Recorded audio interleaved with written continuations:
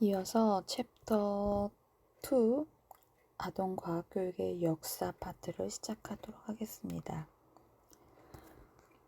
이 두 번째 장에서는 우리나라 유아 과학교육에 영향을 미친 미국 중심으로 과학교육 변종 과정을 살펴볼 것이고요.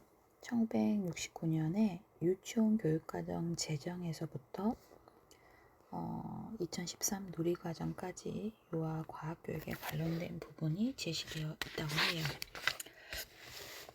2019 개정 누리과정에 대한 부분이 좀 빠져있긴 하지만 그래도 그 역사와 전통 흐름의 과정을 한번 살펴보도록 하겠습니다. 미국 아동 과학교육의 발달 과정은 현대 과학의 시작 1860년대부터 1940년 20세기죠. 19세기부터 20세기 1860년대부터 1940년 또 과학교육의 개혁기는 1950년대부터 1970년대 아동과학교육의 현대적 동향은 1980년대부터 현재까지 나누어 볼 수 있다고 합니다. 그래서 현대 과학의 시작을 한번 살펴보면 19세기 후반부터인데요. 이 시기에 초등과학교육에는 자연학습과 초등과학의 두 가지 대립되는 접근 방법이 있다고 해요.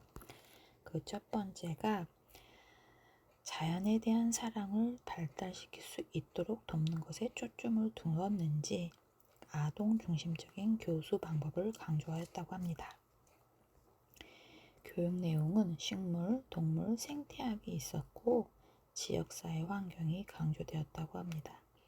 자연연구운동은 진보주의적인 성향으로 전인교육과 관련이 있고요. 과학은 예술, 언어, 문학 등과 통합된 부분으로 간주하여 학제 간에 접근을 하였다고 해요.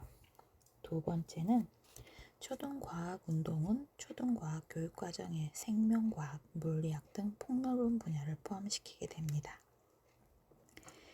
유치원에서 8학년까지 연속된 프로그램이 만들어졌고 초등과학의 내용은 부모와 교사에 의해 각 학년에서 중요하다고 생각한 개념이나 원리들로 개발되었습니다.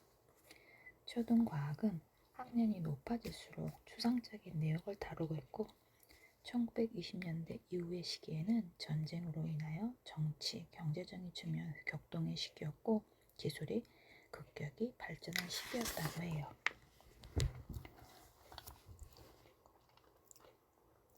과학책 읽기 프로그램에 대한 부분은 상품화된 교과서를 교재로 한 부분을 프로그램화 했나봐요. 산업사회가 요구하는 능력을 습득하기 위해서 과학 정보 읽기가 활기를 띠었고요. 조직화된 과학 정보의 적용을 강조하게 됩니다.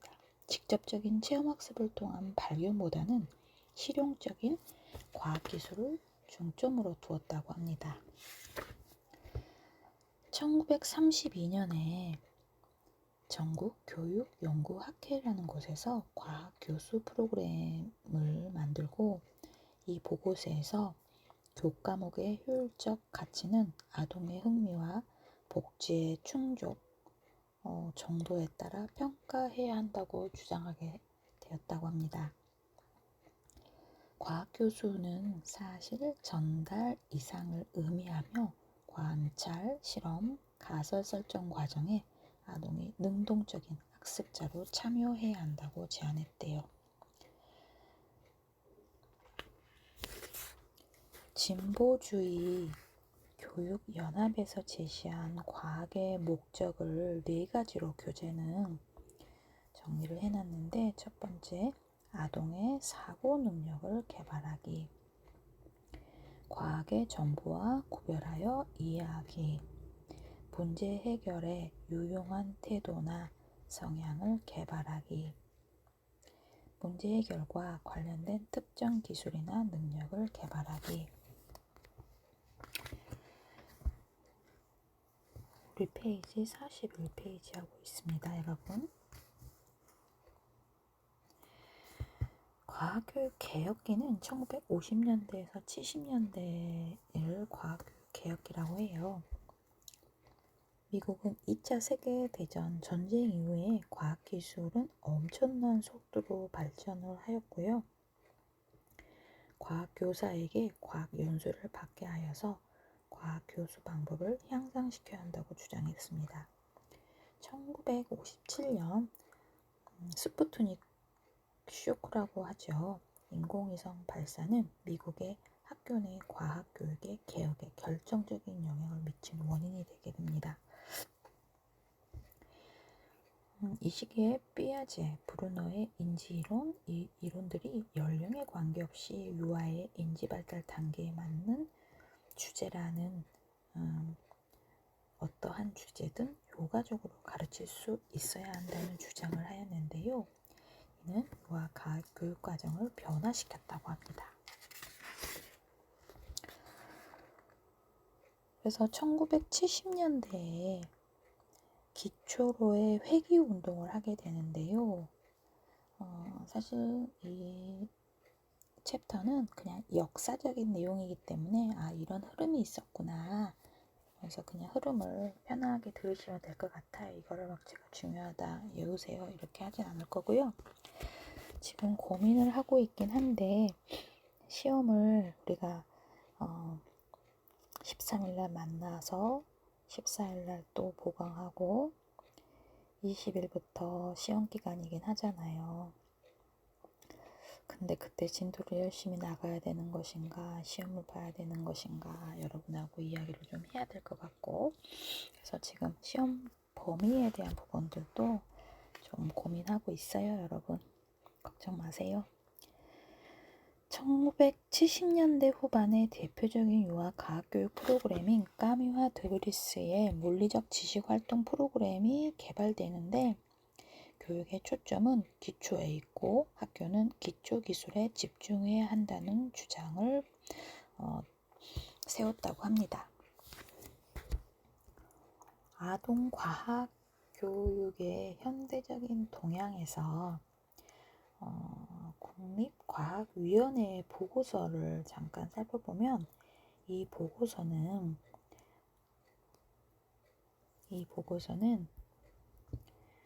박물관, 과학박물관 등을 이용하여 부모와 자녀가 과학과 관련된 취미를 갖거나 주말 또는 저녁 프로그램에 참여하는 비형식적 과학교육을 장려하는 동시에 학교에서 수학, 과학, 기술 수업 시간을 늘리고 K6 내용 최소 30분 이상 과학 수업을 실시할 것을 제안했다고 해요.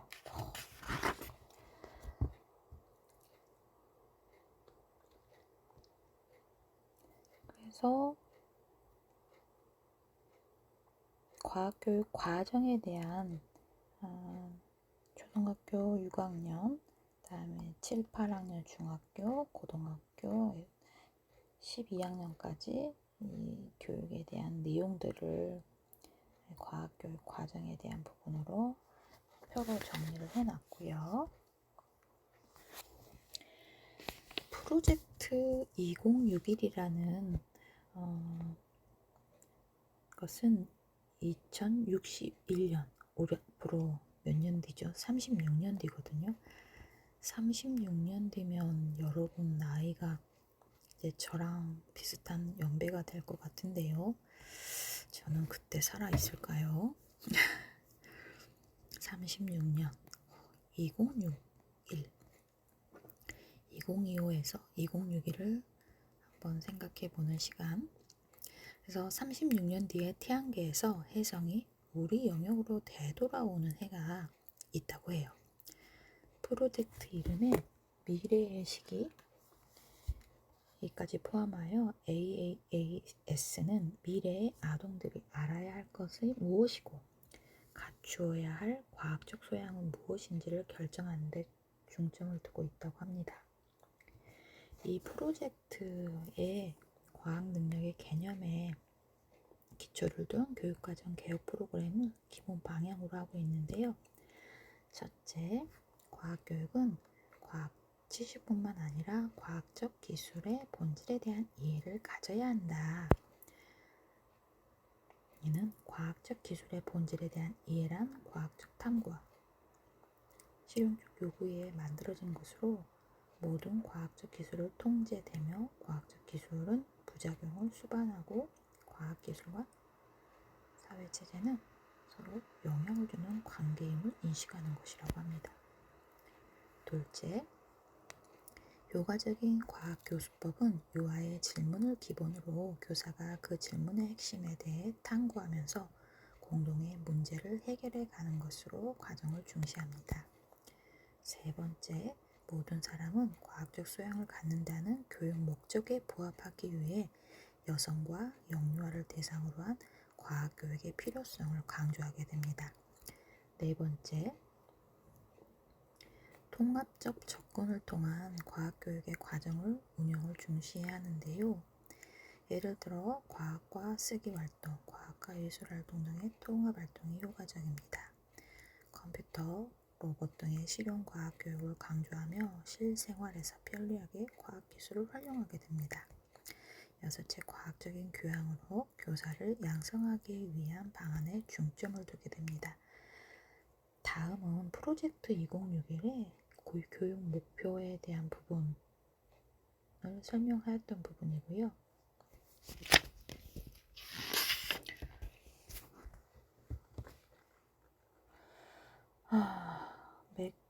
맥과 약어의 과학교육 분류. 1영역은 지식 이해. 이 부분은 사실, 개념, 법칙, 과학자에 의해 사용된 기존 가설과 이론들, 과학과 사회적 논의라고 합니다. 두 번째, 탐구 관련 영역은 관찰, 설명, 분류와 조직, 측정과 도표와 타임과 의사소통, 의사소통 이야기, 예측과 추론, 가설 설정, 가설 검증, 변별과 통제 변수. 여러분 이런 거 시험에 나온다면 여러분 힘드시겠죠. 이런 거 시험에 내지 않습니다. 그냥 이런 게 있구나 라고 그냥 한번 살펴보시고요. 세 번째 영역은 상상과 창의성. 시각화하기, 새로운 방법으로 사물과 독특한 방법으로 사용하기, 문제 해결, 퍼즐, 수수께끼가 해당이 되고요. 가상화하기를 척하기라고 하네요. 네 번째 영역은 감정과 가치, 일반적인 과학, 학교에서의 과학, 과학교사에 대한 긍정적인 태도 발달, 태도 영역이라고 해요. 다섯 번째 영역은 이용과 적용, 일상생활에서 과학적 개념의 신뢰보기. 우리나라 유아과학교육의 발달 과정은 1969년 문교부, 문화교육부, 문교부라고 했어요. 옛날엔 교육부라고 안 하고. 옛날. 유치원 교육과정에서 최근의 누리과정까지 우리나라 유아과학교육의 목표와 내용의 변화를 정리하면 1차 1969년 이제 자연생활 영역의 동식물을 사랑하고 보호하고 마음씨와 태도를 기른다. 그리고 2차가 69년에서 79년, 10년이라는 시간이 흘러요. 그리고 3차가 1981년, 3차가 2년 만에 개정이 되네요. 그리고 1981년에서 6년이라는 시간이 흐르고 1987년이 돼서 4차에 대한 교육 내용. 그 다음에 5차는 그 이후로 5년 뒤 1992년. 여러분이 아직 태어나지 않으셨을 때겠죠? 그 다음에 6차는 1992년에 5차에서 6차 같은 해에 개정이 됐네요. 그리고 나서 7차 개정이 2007년에 있었습니다. 7년에. 그러니까 5차와 6차가 같은 해에 두 번 개정이 되고 나서 15년이라는 시간이 흘리고 2007년 개정이 되었다고 해요. 이 흐름을 한번 보시면 될 것 같고요. 그래서 1차에서 7차까지 개정에 대한 교육과정 명칭, 목표를 비교 분석해 주요한 특징들은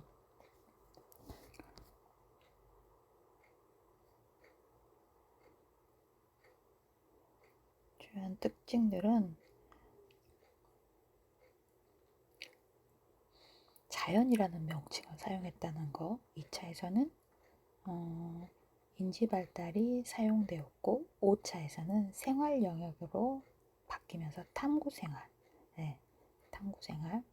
목표면에서 다시 살펴보면 1차 유치원 교육과정에서는 생활 경험 중심이 강조되었고 2차 유치원 교육과정에서 인지적 측면과 개념이 부각되었다고 해요. 5차는 교육과정과 비교하여 창의적 사고와 탐구, 문제 해결에 대한 강조가 뚜렷했고 6차 유치원 교육과정은 탐구 능력과 태도, 1차에서 4차 유치원 교육과정의 사회생활과 현상에서는 내용이 제시되었으나 5차 유치원 교육과정부터 사회생활로 이동되었다고 합니다.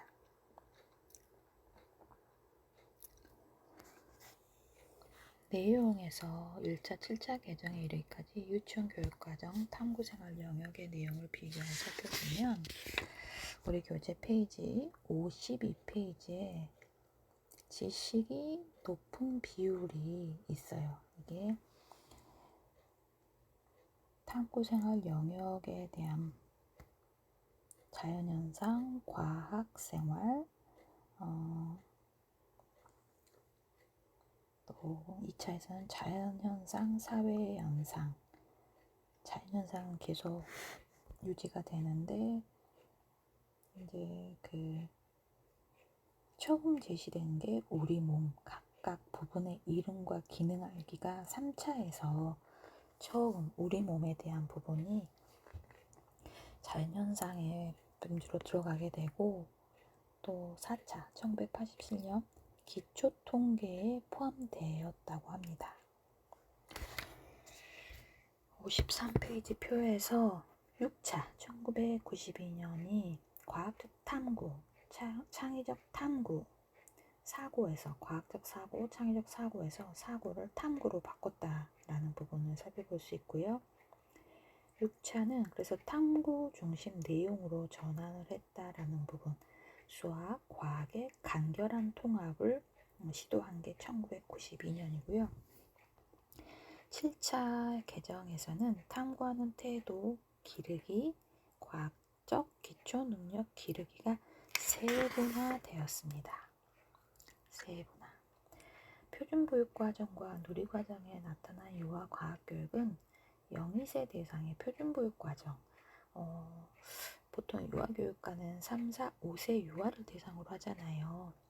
근데 사실 이제 여러분 선배들도 특히 직장 보육시설에 굉장히 들어가고 싶어하고 저도 거기 어린이집 원장으로 근무를 했었고 여러분 선배들을 큰 규모로 운영했기 때문에 매해 채용을 해서 좋은 교사로 함께 성장할 수 있었던 그런 경험을 가졌었는데 그래서 유아만 여러분들이 학습할 것이 아니라 이런 기회에 0세, 1세, 2세, 0~2세 대상의 표준보육과정 이런 부분들을 함께 과제를 준비하면서 표준보육과정 4차 표준보육과정도 여러분들이 좀 습득할 수 있는 그런 기회를 좀 가지셨으면 좋겠다라는 이야기를 드리고 싶네요.